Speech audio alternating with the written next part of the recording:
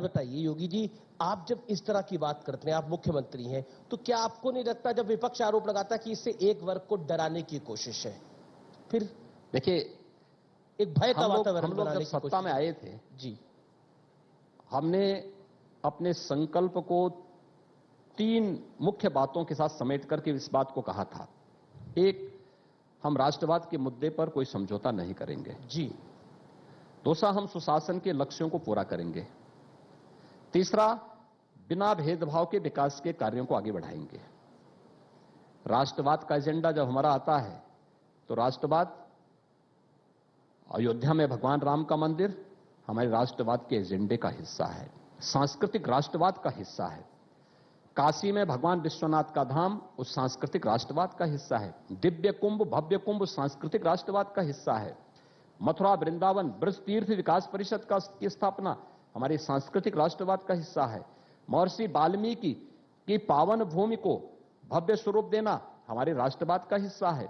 संत रविदास जी के जन्मस्थली को दिव्य और भव्य स्वरूप देना हमारे राष्ट्रवाद का हिस्सा है। एक तो वही, दूसरा एक सुरक्षा का बेहतर माहौल बनाना, आतंकवाद के खिलाफ जीरो टॉलरेंस की नीति, एटीएस के सेंटर स्थापित करके अगर किसी ने उत्तर प्रदेश के अंदर टेढ़ी नजरों से देखने का प्रयास किया तो राष्ट्रीय सुरक्षा की दृष्टि से उसका काम तमाम करना भी हमारे राष्ट्रवाद का ही हिस्सा है। एक सवाल मेरा एक जी, दूसरा सुशासन का एक भयमुक्त वातावरण देना।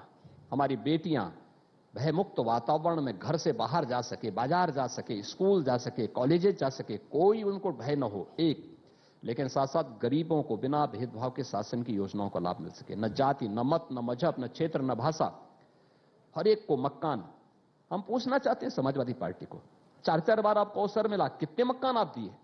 हम पूछना चाहते हैं कांग्रेस को, 40 साल के उत्तर प्रदेश में शासन के दौरान कितने गरीबों को आपने मकान दिया? और मैं कह सकता हूं 40 साल में कांग्रेस ने जितने लोगों को मकान नहीं दिए होंगे, हमने पिछले 4.5 वर्ष के अंदर 43 लाख गरीबों को एक आवास उपलब्ध कराया है। यूपी के अंदर 2,61,00,000 लोगों को एक शौचालय उपलब्ध करवाए हैं। लेकिन अखिलेश यादव को लगता है कि ये हमारे सुशासन का भाग है।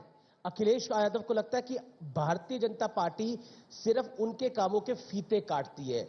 आप लोग क्रेडिट लेते हैं, काम अखिलेश यादव ने कर रखा है, सपा की सरकार ने कर रखा है। देखिए, इस पर क्या कहना चाहते हैं? समस्या क्या है कि जो व्यक्ति 12 बजे सो करके उठता हो, उस पर सवाल पूछा आज मैंने उनसे। मैं क्या नहीं भी पूछना, 12 बजे सो के उठता हो, उठने के बाद भी एक व्यक्ति उनका मुंह धोने के लिए खड़ा होता हो और फिर उसके बाद उनकी मालिश करके आगे बढ़ाओ, स्नान कराओ, 2 बजे वो अपना लंच लेंगे, तब तक साइकिल का समय हो जाएगा, साइकिल घुमाने का समय होगा। तो जो देखिए, कभी कभी नाम का प्रभाव होता है। आप बचपन में जिसको जिस रूप में पुकार देंगे ना, जीवन भर वे लक्षण उसमें दिखते हैं।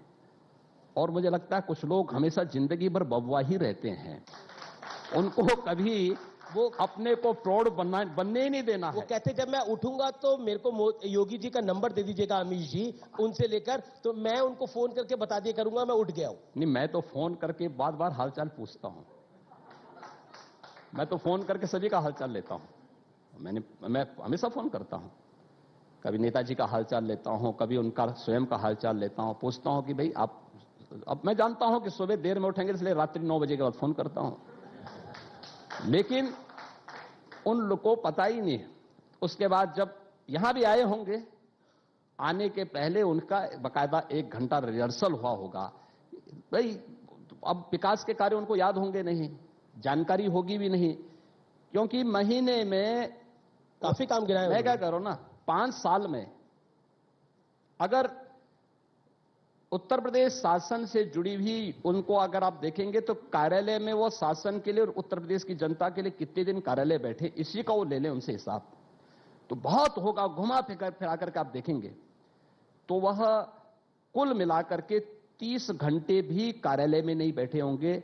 365, यानी प्रदेश के अंदर 5 वर्ष के अपने शासनकाल के दौरान जो व्यक्ति 5 साल के कार्यकाल के दौरान 30 घंटे भी कार्यालय में बैठा हो, टोटल मिलाकर के बोल रहा हूं, काम अपने बड़े सारे गिरा के गए। आज मैं क्या कह रहा हूं ना जी, उनको शासन की किसी भी योजना की जानकारी स्वाभाविक रूप से नहीं होगी, तो उनको ये बता दिया जाता है कि भाई ये चीज ये हुआ, ये चीज ये हुआ, अथवा फिर उसको जब समझ में नहीं आता तो वो लोग ये बोलते हैं अच्छा ये बोल दीजिए, अंत में कुछ नहीं जी, आप केवल ये बोल दीजिए कि साहब योजना हमारी थी, फीता उन्होंने काटा, क्योंकि वे इस लायक नहीं थे कि फीता काट सके। हम शिलान्यास भी कर रहे हैं और फीता भी काट रहे हैं। ये वही कर सकता है जी, ये वही कर सकता है जिसने विकास की योजना को बनते हुए भी देखा है और उसको लागू होते हुए भी देखा है। योगी जी, एक सवाल इस समय देश के मन में है कि योगी आदित्यनाथ चुनाव कहां से लड़ेंगे, क्योंकि मथुरा वृंदावन की बात हुई तो एक आपके सांसद है, उनको भी भगवान कृष्ण का सपना आया कि आप वहां से चुनाव लड़ें, तो योगी आदित्यनाथ चुनाव कहां से लड़ने वाले हैं? अयोध्या से लड़ने वाले हैं, मथुरा से लड़ने वाले हैं, गोरखपुर से लड़ने वाले हैं, कहां से लड़ने वाले हैं?